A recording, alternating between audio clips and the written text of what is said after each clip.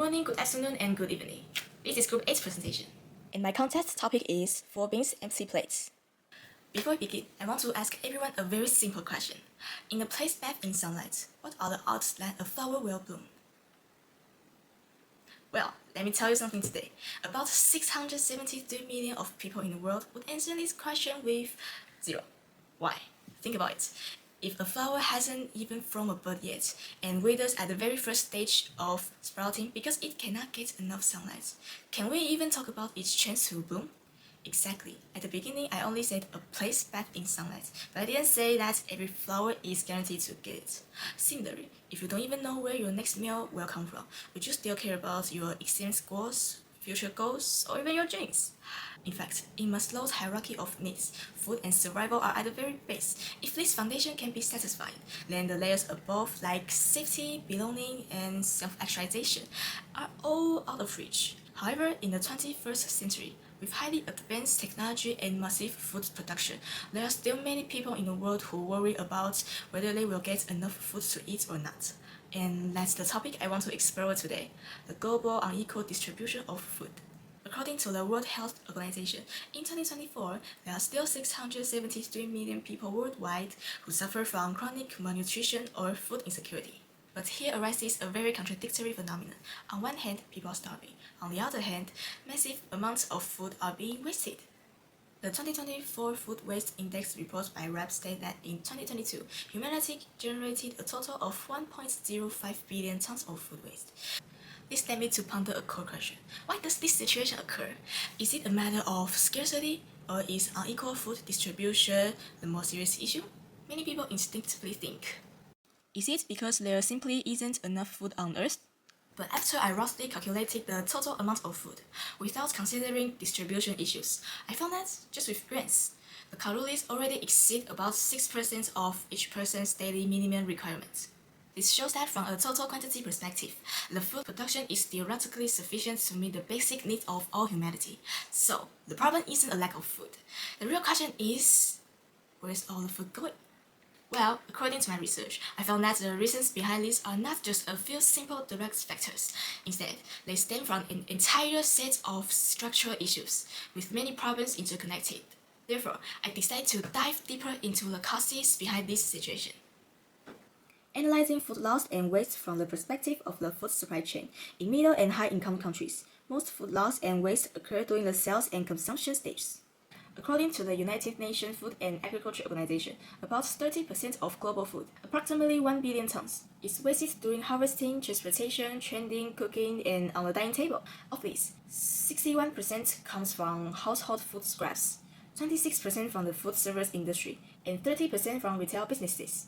At the consumer stage, this is the critical point for all types of food waste, often caused by poorly planned shopping, overbuying, or impulsive purchases, and misunderstandings of best before or storage periods. In developing countries, the issues largely stem from inadequate cold chain infrastructure, storage systems, and transportation. Take India as an example. According to Indian authorities, they lose nearly 60 million tons of grains, fruit, and vegetables each year from their total production, because farmers lack proper storage facilities. Across rural India, on the way to markets and at distribution and wholesale centers, there is often insufficient basic infrastructure, such as refrigerators or cold chains. In the end, products measured in tons, especially staples like onions, inevitably rot. Stocks frequently go bad before they can be used and must be discarded, meaning food is already ruined, spoiled, or wasted before it's even eaten. At first, we thought, are people hungry just because there isn't enough food? But in reality, there is basically enough food. The true situation is, some people are hungry and some food is being wasted, coexist at the same time. So what we should solve is probably reducing waste, right? That's not entirely correct. Well, I used to think the same way like as you before, until I suddenly realized that no, what we really need to solve is the problem of people being hungry. But if we reduce waste, there will be more food. Logically, the hungry people should be able to get food, right? That's true, the food supply would increase, but at the same time that food is being wasted, food prices are also the major cause of hunger. It's not that food is unavailable, but that it's too expensive for people to buy. Even if waste is reduced, the prices are still maybe too high for the hungry to afford. That can be right. If our waste decreases, there will be more food, and if there's more food, supply should exceed demand. So food prices should go down accordingly. Yeah, logically that makes sense. However, as we dig deeper, the reality becomes a bit more complex. In the market, producers make the choices based on profit maximization. During the price formation process, the market primarily responds to the consumers who are both willing and able to pay high prices, even if the poor have the most urgent need for food. If they cannot demonstrate sufficient purchasing power in the market, they have little influence over price trends. In contrast, wealthy consumers, regardless of whether they value food or not, become the main reference of pricing. This causes producers to maintain or even raise prices, preferring to let some people be unable to afford food rather than lower price across the board, because widespreading price reductions could disrupt the overall price structure and long-term profit margins. It means that even if the total amount of food increases, it doesn't necessarily flow to impoverished regions.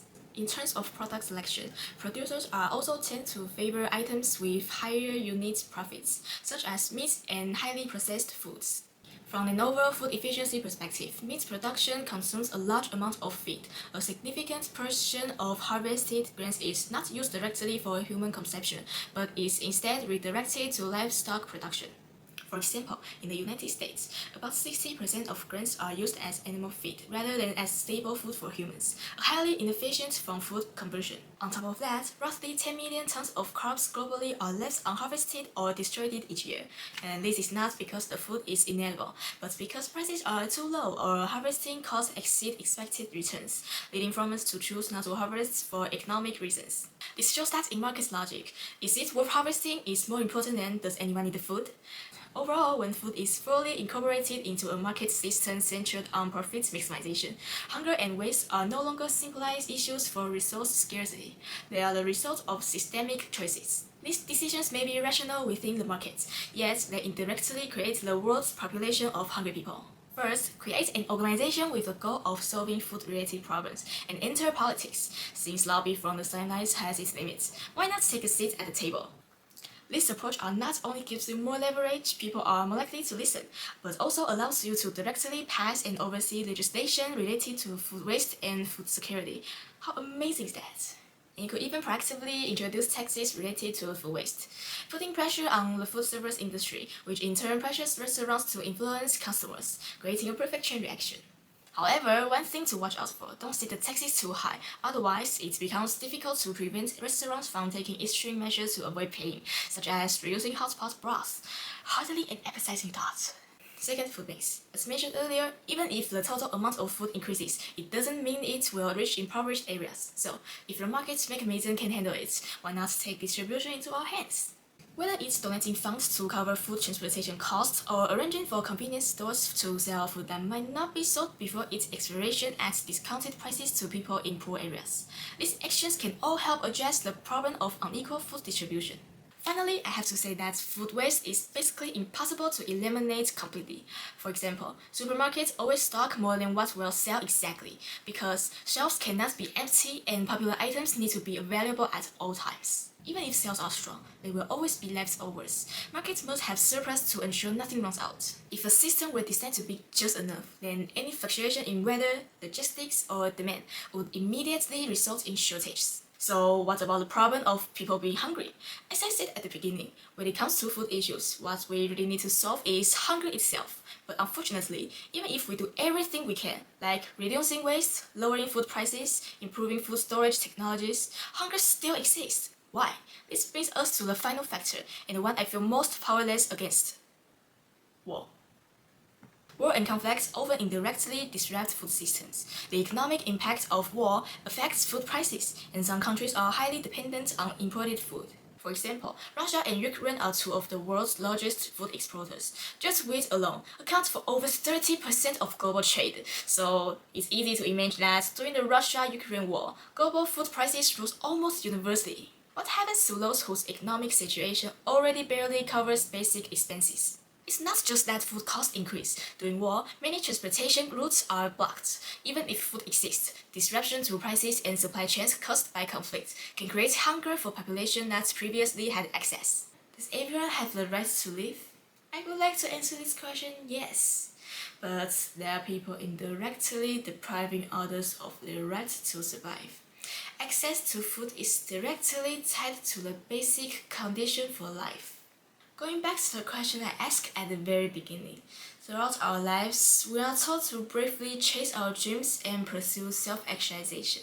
But what about those who never even get a chance to grow up before starving to death? I think the core issue in the problem of unequal food distribution may come down to empathy. If before taking action, people pause to think, how many people will be harmed by this decision? And I know this is difficult and cannot be changed instantly. But even if it's just a fleeting thought for a moment, perhaps it can still help a single flower bloom.